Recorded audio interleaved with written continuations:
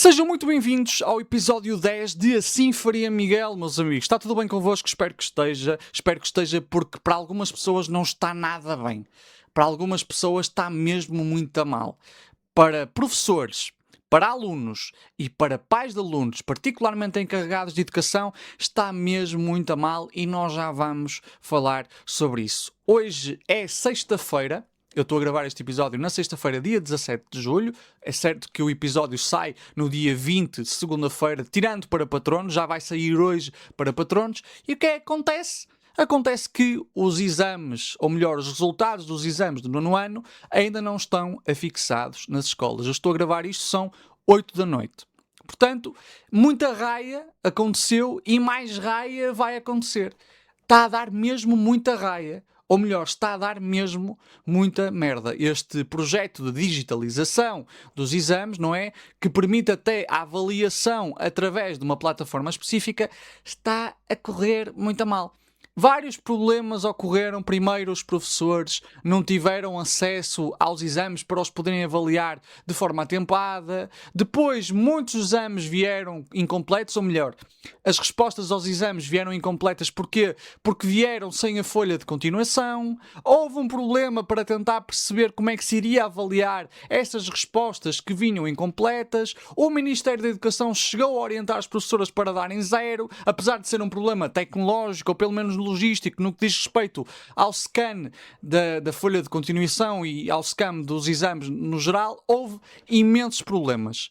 Foi um caos. Um caos. E tudo isto pode ser explicado pelo facto de que este projeto de digitalização nem sequer teve testes suficientes. Houve um teste no ano passado aplicado no exame de filosofia e deu imensos problemas, e ao invés de continuarem a testar para poderem aprimorar o serviço, o que é que fizeram? Bem, agora abrange toda a gente, sem terem adequadamente testado o produto que estavam a disponibilizar, sem terem adequadamente testado este novo serviço que estavam a disponibilizar e que afeta tanta gente. Estamos a falar de cerca de 300 mil famílias, meus amigos. É isto. Portanto, qualquer pessoa que tenha estudado políticas públicas sabe que se tem de fazer mais do que um projeto piloto, tem de se fazer muitas vezes focus groups, tem de se fazer, no fundo, estudos de caso para compreender se realmente a política que nós vamos tentar aplicar funciona, mas nada disso foi feito. Saltaram-se várias etapas e agora temos um projeto que já se sabia que dava problemas por causa da forma como correu o exame de filosofia, só que esse projeto agora não é um projeto. É uma política pública operacional, meus amigos. Portanto, o problema não está na digitalização. Eu acho que, por princípio, atenção, eu não sou professor, eu não sei como é que isso está a correr, mas por uma questão de princípio, eu acho que a digitalização, falando dela em abstrato, pode ser uma coisa muito positiva, mas não é aplicar as merdas à foda-se, toma lá e vamos lá ver se desemerdas, ok?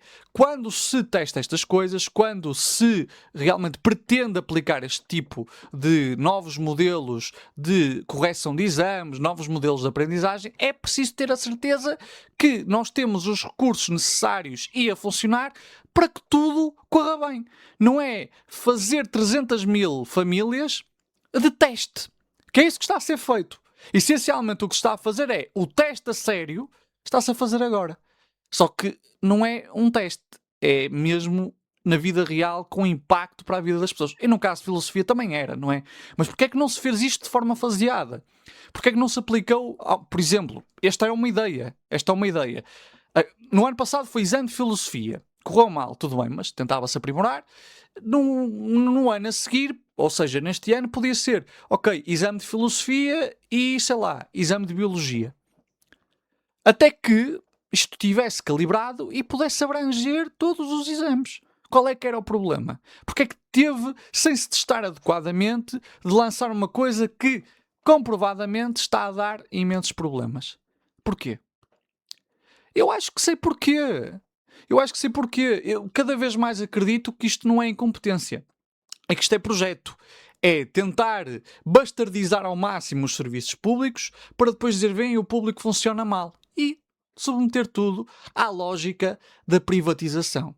Mas o problema não fica apenas no facto de não se ter testado adequadamente o serviço. Também há aqui uma lógica que a direita no governo tem, que é a lógica de cortar gorduras do Estado. E, portanto, o IAV, o Instituto de Avaliação, já não existe. O que existe é um super instituto, que é o IDUCA, que engloba o IAV, que já não existe, não é? Que engloba a Direção-Geral de Ensino, que engloba o próprio Plano Nacional de Leitura, etc. E, pelo que se está a verificar, demos cabo de recursos que, se calhar, agora nos davam jeito. E, obviamente, a forma como o governo está a comunicar em relação a este problema, este problemão, não é necessariamente a melhor. Primeiro tivemos o Sebastião Bugalho a dizer que, em jeito de reconhecimento pelo trabalho dos professores, que até nos fins de semana e às vezes durante a noite estavam a corrigir coisas, ia-se pagar horas extra. Em jeito de reconhecimento. Meus amigos, trabalho extra, horas... Trabalho extra, paga-se salário extra, não é? Até me confundi. Isto não é um presente. Isto é o mínimo. Trabalho extra, compensação extra. Tá? O governo dizer que isto é um miminho, uma forma de reconhecer os professores, é ridículo. É ridículo. Em jeito de reconhecimento por vocês terem trabalhado mais, nós vamos pagar o trabalho a mais que vocês tiveram. Isso é um miminho. Por exemplo, se oferecessem um prémio a todos os professores que estão a avaliar mais as horas extra, aí podíamos falar em jeito de reconhecimento. Agora, pagar as horas extra é o mínimo. Eu sei que há muita gente no governo que, se pudesse correr isto a banco de horas, corria. Mas o que acontece, a matéria aqui, a materialidade dos factos, é que estas horas têm de ser pagas. Estas horas têm de ser pagas. É o mínimo. O que vocês estão a fazer não é algo extraordinário. Não é Não, é o mínimo. Primeiro tivemos essa declaração. Depois tivemos o governo a dizer uma coisa, aliás, o ministro Fernando Alexandre a dizer uma coisa que me deixou pasmado. Foi, quando lhe perguntaram sobre, pois, mas há pais que já têm férias marcadas e está atrasado, ele diz assim, também é uma imprudência marcar férias para julho. É uma imprudência marcar férias para julho.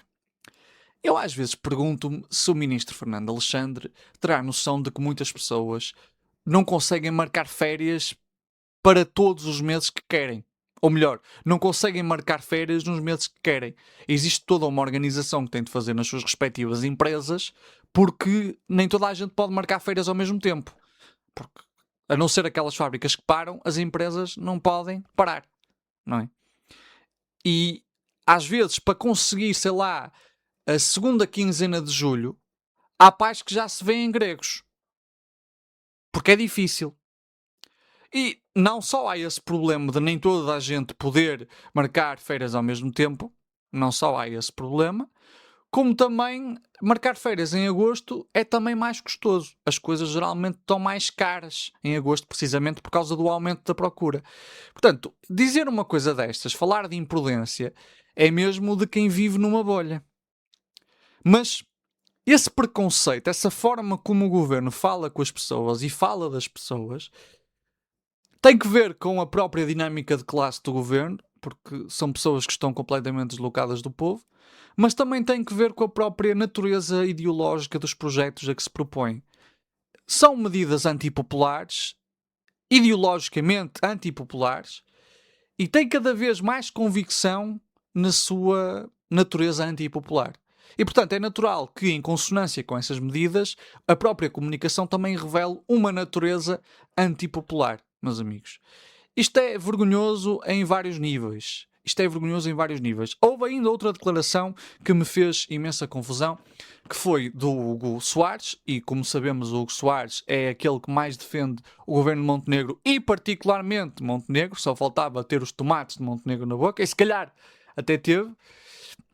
Hugo Soares disse assim: se fosse para manter tudo na mesma, bastava governar o PS. Se vocês querem mudança, é com o PSD. Ou melhor, com a AD. O que me faz confusão neste discurso é que São várias coisas. São várias coisas. Eu vou usar aqui uma analogia que já usei em vídeo no Instagram para vos tentar explicar o raciocínio infalível do Hugo Soares. A lógica infalível que ordena o raciocínio do Hugo Soares. O PS essencialmente fazia-nos, em termos de comida, um arroz com o cu de chouriço. Estão a ver aquele cu de chouriço só mesmo para dar sabor ao arroz e um bocadinho de cor para ficar assim um bocadinho laranja? Pronto. Isso era o PS. O PS estava-nos arroz com o cu de chouriço. Não era o mais nutritivo, não era o mais complexo, era chato, é verdade, mas ainda assim era um arroz. O PSD chega e dá-nos arroz com diarreia. E a malta olha e diz assim, isto é arroz com diarreia. O PSD responde, vocês não querem arroz com diarreia? Querem ficar na mesma, não é, meus amigos? Querem ficar com o arroz do cu de chouriço. Pronto, é isso, então fica com o PS. Isto tem uma lógica, vou-vos dizer uma coisa. Eu, se calhar, prefiro o arroz com o cu de chouriço. Prefiro. Porque assim, se é para mudar, é para mudar para algo melhor. É para mudar para um arroz de marisco. É para mudar para uma carne de porco alentejana. É para mudar, se pá, por uma massa bolonhesa. Não é para mudar para pior. E este é um aspecto que é sintomático da forma como o PSD olha para as reformas, ou pelo menos comunica as reformas. É a reforma pela reforma. Tira-me do sério mesmo que os comentadores políticos, e isto é algo que não é apenas problema do PSD, é mesmo dos comentadores políticos também, os comentadores políticos falam de reformas de forma abstrata, de mudança de forma abstrata. Nós precisamos de ser ou de ter um governo reformista. Eu fico sempre de pé atrás quando vem com essa ideia do governo reformista, porque eu acho que a reforma pela reforma não tem grande valor. A reforma pela reforma pode ser muita coisa. Eu não acho que um governo deva reformar apenas por reformar, apenas para poder dizer que é um governo com um ímpeto de reformar. Não, é preciso reformar aquilo que precisa de ser reformado e é reformar para melhor. Porque, vou-vos dar um exemplo. A reforma laboral é uma reforma. É, sem dúvida. Para deixar os trabalhadores mais na merda. É, mas é uma reforma. Sei lá, esta questão mesmo da digitalização dos exames, podemos dizer que é uma reforma. É. Ou também a própria fusão dos vários institutos no Educa. Podemos dizer que é uma reforma. É uma reforma para melhor. Até ver não. Até ver não. Entre deixar tudo na mesma e mudar para pior, eu prefiro deixar tudo na mesma. Prefiro. E vocês estão a ouvir um marxista a dizer isto. Eu também sei que os governos que deixam tudo na mesma, geralmente, abrem espaço para direitas mais extremadas, e particularmente para os populistas, para eles se apropriarem do ímpeto de mudança. Sei tudo disso. Dito isto, reforma por reforma, não acho que diga muita coisa. E o mais curioso aqui é que a reforma tem sido utilizada como uma ideia abstrata para passar medidas que são fundamentalmente antipopulares. Por isso, meus amigos, quando alguém disser nós precisamos de um governo reformista, nós precisamos de um governo que faça reformas, desconfiem sempre e perguntem sempre quais reformas? Quais reformas? Quais? Porque a questão, o que importa não é a reforma em si. O que importa é o conteúdo da reforma. O conteúdo da reforma é reformar para fazer melhor. É reformar para ser melhor. Porque reforma pela reforma, meus amigos, pode muito bem foder-nos a todos. Então desconfiem sempre deste discurso abstrato de nós somos um governo reformista. Porque pode muito bem correr mal. Ou melhor, pode correr bem para aqueles que efetivamente têm interesse, e muitas vezes interesses de classe, nessa reforma. Mas geralmente a reforma pela reforma é para prejudicar os trabalhadores. É para prejudicar o povo. E portanto, nós precisamos mesmo de dar concretude àquilo que é dito. Nós precisamos mesmo de concretizar aquilo que nós queremos dizer com reformas. Eu estou a ficar um bocadinho cansado de ver gente nos comentários político e particularmente gente associada ao PSD a falar de precisamos de um governo de reformas. Nós precisamos das reformas. Assim, é muito fácil ser comentador político. Qualquer geo vai para lá e diz isto tem de mudar. Portugal não pode continuar assim. Precisamos de reformas. Qualquer gebo não precisa de ter uma licenciatura em ciência política ou um mestrado, quanto mais um doutoramento. Qualquer pessoa é capaz de dizer que é preciso reformar. É preciso é dar concretude. É preciso é dizer, efetivamente, qual é que é o conteúdo das reformas. E essa é a parte mais complicada. Porque o que os comentadores acabam por fazer é criar um ambiente onde as pessoas acreditam que a reforma pela reforma é boa. É criar um ambiente em que, e isto tem-se visto, em que as pessoas até acabam por defender as reformas, mesmo que elas sejam para pior, porque pá, pelo menos não deixou tudo igual. Mas eu prefiro que fique tudo igual, se é para ficar pior, caralho. Quando é que esta merda deixou de ser senso comum, pá? E nós devemos isto muito aos comentadores políticos, que falam da mudança pela mudança, da reforma pela reforma. Não, eu preciso de saber, por exemplo, se a reforma laboral, se o conteúdo da reforma laboral vai ser para aumentar os direitos dos trabalhadores. Se vai para ser para aumentar dias de férias, por exemplo. Se vai ser para restaurar a contratação coletiva. À sua glória. A sua glória, se calhar, não é a melhor expressão. Agora, bem, vamos reformar a lei laboral. A partir de agora só tem 15 dias de férias. Ei, que merda, não quero, preferia como estava anteriormente. E alguém diz, ei, oh mano, mas é uma mudança, mano. É uma reforma, mano. Foda-se, mano. Se queres ficar igual, bota no PS, mano. Mano, eu se calhar prefiro ficar igual. Eu até gosto da ideia de reforma. Sabe o que é que eu gosto mais? De não perder direitos. Aprecio não perder direitos. Ok? Aprecio mesmo.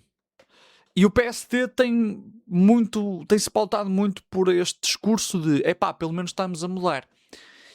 Mas se não mudam para coisas decentes, não mudem, não mexam. É preferível. É preferível. Prefiro. Mesmo. Eu ainda acho que tudo isto é apenas um exercício de deixar os serviços cada vez mais ou cada vez menos eficazes para se poder depois dizer que é preciso privatizar, que no privado é que funciona bem. Ou seja, eu não acho que isto seja necessariamente incompetência, eu acho mesmo que é projeto. E precisamente por achar que é projeto, é que, embora eu compreenda o ímpeto de despedir o Fernando Alexandre, eu acho que tirá-lo daquela situação, tirá-lo da sua função ministerial, não vai resolver nada. Porque a estrutura mantém-se. Vai para lá outro no lugar dele que vai dar continuidade ao projeto.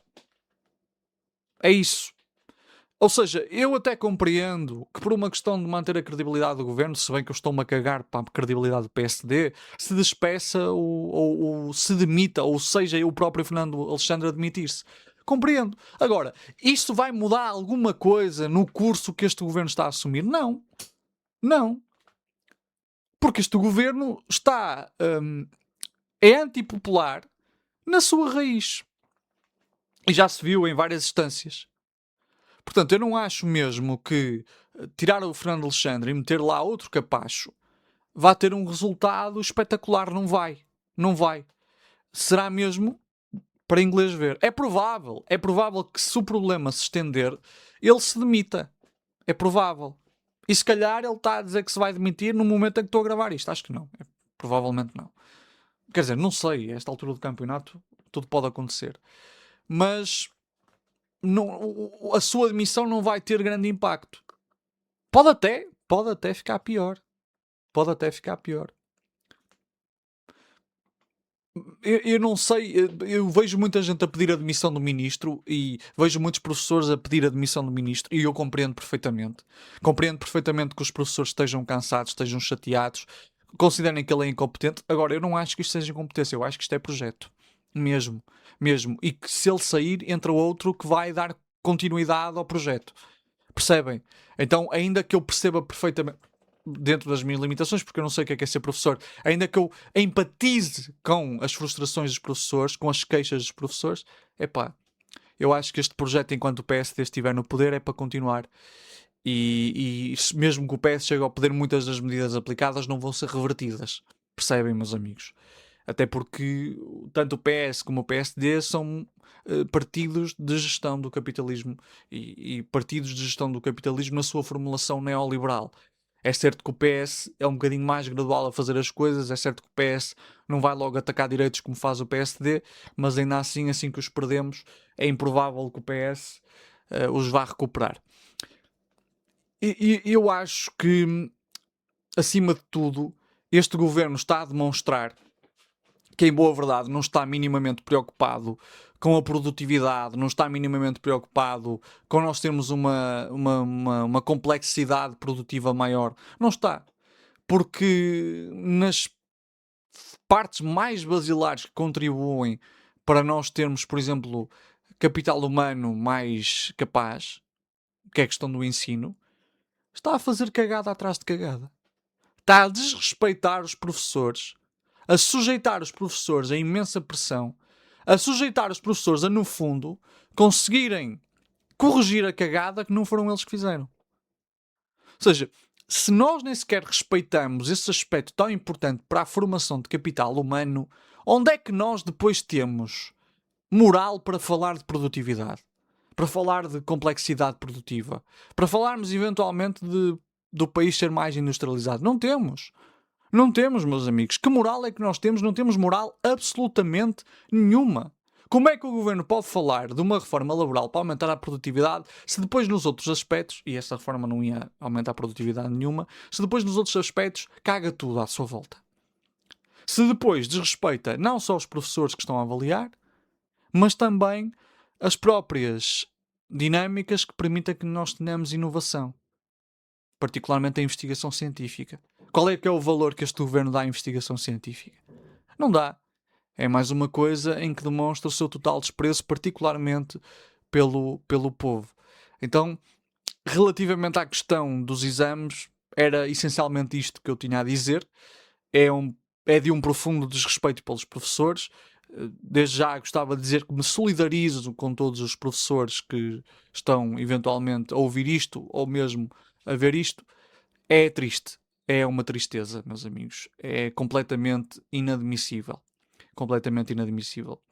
Ora, por falar em ensino e por falar em gente burra, eu hoje eu fiz uma publicação no meu Instagram em que no fundo abordei uma temática que eu acho que é interessante, que é quando nós chamamos, ou melhor, quando alguém chama fascista ou faz a um determinado partido ou uma determinada pessoa, geralmente o que acontece é que os defensores desse partido ou pessoa vêm dizer assim: diz lá o que é fascismo então, define o que é fascismo.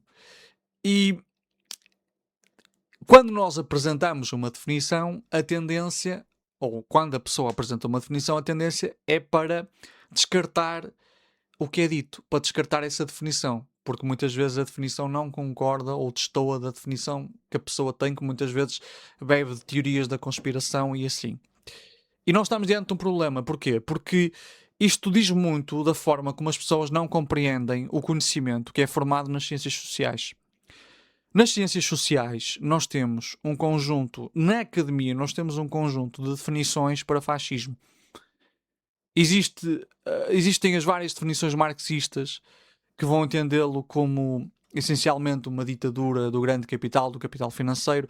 Enfim, há várias modulações. Por exemplo, a tese trotskista é um pouco diferente. A tese da Terceira Internacional já vai atender muito a esta ideia da ditadura do grande capital, da ditadura do capital financeiro. Depois, além das teses marxistas, nós temos, por exemplo, a definição de Roger Griffin, que entende que o fascismo é uma forma de ultranacionalismo fundada no mito paligenético, ou seja, num mito de regeneração nacional. Os fascismos falam constantemente da decadência da nação e querem restaurá-la por uma via que consideram revolucionária. Há a tese de Emilio Gentili, há a tese de Robert Paxton, há a tese de Stanley Payne, Há a tese de Fernando Rosas. Enfim, nas ciências sociais o fascismo é um tema ainda hoje bastante discutido e cuja definição ainda está sujeita a muita disputa na academia. Muita disputa mesmo. Assim como, essencialmente, os conceitos nas ciências sociais. Os conceitos nas ciências sociais são conceitos essencialmente contestados. Por exemplo, o populismo tem várias definições concorrentes, embora haja hoje mais consenso em relação a uma, que é a definição de caso mudo. Existe a definição político-estratégica, existe a definição económica, que já caiu em desuso, existe a definição estrutural, de Torquato Di Tella, existe a definição, por exemplo, eu já falei disto num episódio sobre as várias definições do populismo, existe a definição sociocultural de Pierre Rostigai, enfim, existem várias definições. E os autores estão constantemente a criticar-se uns aos outros para estabelecer aquela que é a definição dominante. Então, este é um ponto muito importante. Quando alguém apresenta uma definição de fascismo e diz esta é a definição, esta é a definição de fascismo, tudo o que tu dizes é mentiras, essa pessoa geralmente não compreende a formação do conhecimento nas ciências sociais, nem compreende os grandes debates que existem em torno do conceito que está a mencionar. Leu um autor que por acaso achou conveniente e está feito. E eu hoje fiz uma publicação onde no fundo falei disso, onde no fundo falei de 3 definições de fascismo, a do Emilio Gentile, a do Robert Paxton e a do Roger Griffin. Está lá no meu Instagram, é a última publicação para vocês verem. E eu fiz essa publicação precisamente para ajudar a que as pessoas compreendam a dinâmica dos conceitos nas ciências sociais. A dinâmica, porque reparem, ainda que, por exemplo, isto já é uma posição ontológica, não é? Ainda que eu considere que existe existência para além do humano, ainda que eu considere que, vamos chamar-lhe realidade, ainda que eu considere que existe realidade que é externa ao humano, nós lidamos com a realidade através de conceitos. Nós lidamos com a realidade através da interpretação. E a forma de nós percebermos se a nossa interpretação está correta é, por um lado, compararmos a nossa interpretação com a própria realidade e com o desenvolvimento da realidade, mas ao mesmo tempo compararmos também com as outras perspectivas que existem. A produção científica acaba muito por ter esta ideia, a produção científica nas ciências sociais, e não só, acaba por ter muito esta forma de operar, este modus operandi, ou seja, nós tentamos perceber se a forma como estamos a interpretar a realidade, por um lado, é superior à de outrem, e obviamente que o critério para aferir se uma é superior ou não é precisamente a realidade que nos é externa, sabendo que nós configuramos também essa própria realidade e sabendo que nós somos moldados por essa realidade material. Muita gente não tem noção disto. Muita gente olha para os conceitos nas ciências sociais como se estivesse a olhar para um dicionário. Ou seja, fascismo, esta é a definição. Pronto. Houve este autor que definiu isto e acabou. Populismo, houve este autor que definiu isto e acabou. E sempre assim. O desconhecimento do processo nas ciências sociais é uma coisa mesmo assustadora. E por acaso, houve um indivíduo que foi lá comentar assim, acho que o indivíduo tinha um perfil provavelmente falso que se chamava Monarquia ao Poder. E ele foi lá comentar assim, que definição mais mentirosa, não sei o que, não sei o que mais, fascismo é de esquerda. E ele foi lá comentar, e não só eu, qual definição? É que eu apresentei 3. Apresentei a de Roger Griffin, apresentei a de Emilio Gentile e apresentei a de Robert Paxton. Eu nem sequer me posicionei em relação à literatura, até porque teria de apresentar a definição de muito mais autores. Qual é? Com qual é que discordas em particular? O bichinho apagou o comentário, pelo menos pelo que percebi. Pelo menos já não consigo encontrar o comentário dele. Reparem que eu nem sequer assumi qual é que era a posição que eu tinha. Eu não apresentei uma definição na qual eu acreditava. Eu disse, só para vocês terem uma noção, estas são 3 figuras de autoridade no estudo do fascismo. Há mais, obviamente. E estas são as suas definições. Só para vocês perceberem a diversidade que existe de definições do fascismo. O gajo apagou o comentário porque provavelmente percebeu que disse merda. É para vocês verem o nível de desconhecimento de como é que as coisas funcionam nas ciências sociais. Eu apresentei 3 definições e o indivíduo ou não leu ou pensou que aquilo tudo era uma definição só. Isto revela um desconhecimento não só das ciências sociais, mas também do próprio debate que existe em torno do fascismo. Porque, meus amigos, Roger Griffin, Stanley Payne, Robert Paxton e Emilio Gentile são das maiores autoridades no estudo do fascismo. Das maiores autoridades. Não é possível estudar o fascismo, fazer uma dissertação de mestrado sobre fascismo, ou fazer uma tese de doutoramento sobre fascismo, sem levar em consideração as teses de Roger Griffin, Stanley Payne, que por acaso nem mencionei Stanley Payne, mas Roger Griffin, Stanley Payne, Robert Paxton e Emilio Gentile. Não é possível. Não é possível. É incontornável. São autores que, mesmo que nós discordemos deles, eu tenho as minhas discordâncias, se vamos fazer uma revisão bibliográfica na nossa tese do conceito de fascismo, ou seja, das várias formas como o fascismo foi definido, é incontornável, é inevitável falarmos de Roger Griffin, Stanley Payne, Robert Paxton e Emilio Gentile. Percebem? Mas o indivíduo nem sequer compreendia isto. Nem sequer compreendia isto. É a mesma coisa que eu dizer, olha, Casmude diz que populismo é isto, que é um conjunto de ideias sobre as elites e o povo. Ou melhor, uma ideologia de baixa densidade sobre as elites e o povo. Kirk Hawkins diz que é um discurso sobre as elites e o povo. Ernesto Laclau diz que é essencialmente uma lógica formal do político. Eu dava estas 3 definições. E alguém vinha dizer assim, que definição mais mentirosa. Qual, mano? A do Ernesto Laclau? A do Moody? Ou a do Kirk Hawkins? Qual? Qual? E novamente, se vocês fizessem uma revisão bibliográfica para uma dissertação de mestrado, vocês eram obrigados a dialogar com Casmurro, nem que fosse para criticá-lo. Percebem? E é isto que as pessoas não compreendem. Eu vou tentar martelar isto na cabeça de quem estiver a ouvir. Ou possivelmente também a ver. Vocês são gente inteligente. A malta que ouve o meu podcast é gente inteligente. Mas compreendam isto. Quando nós fazemos uma dissertação de mestrado, quando nós escrevemos um artigo científico, quando nós fazemos uma tese de doutoramento, nós temos sempre um capítulo dedicado a uma coisa chamada revisão bibliográfica. Ou estado da arte. O que é esse capítulo? Esse capítulo, no fundo, vai, por exemplo, imaginemos que nós vamos trabalhar o conceito de fascismo, vamos aplicar o conceito de fascismo num caso específico, ou vamos aplicar o conceito de populismo num caso específico.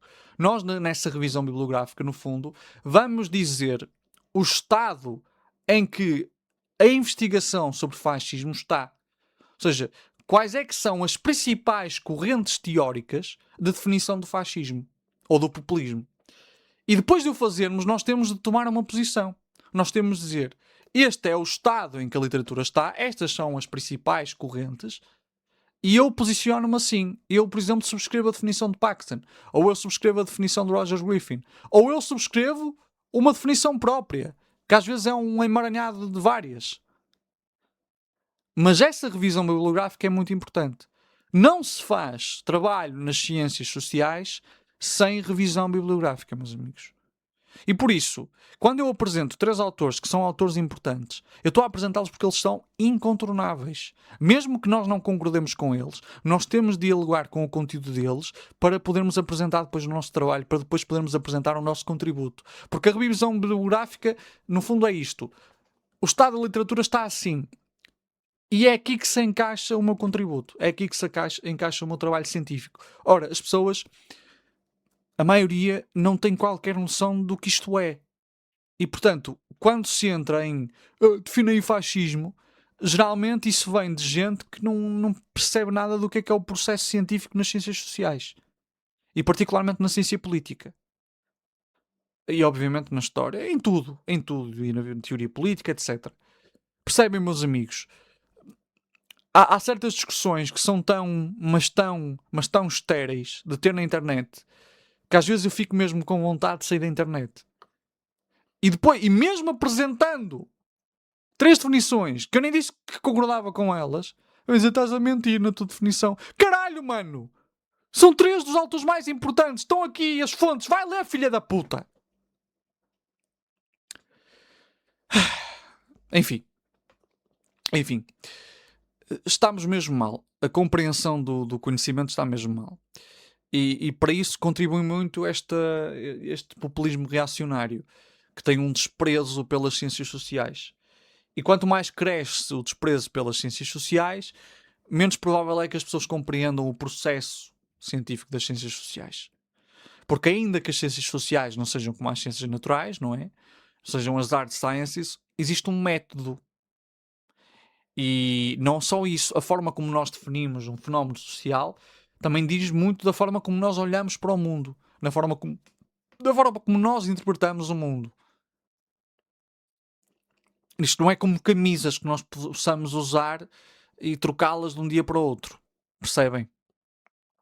Há aqui a ontologia, a forma como nós vemos o mundo, a forma como nós vemos a realidade, há a epistemologia, a forma como nós achamos que o conhecimento pode ser adquirido e construído. Percebem? Bem, eu espero que tenham apreciado este episódio. Obrigado por terem visto e até ao próximo.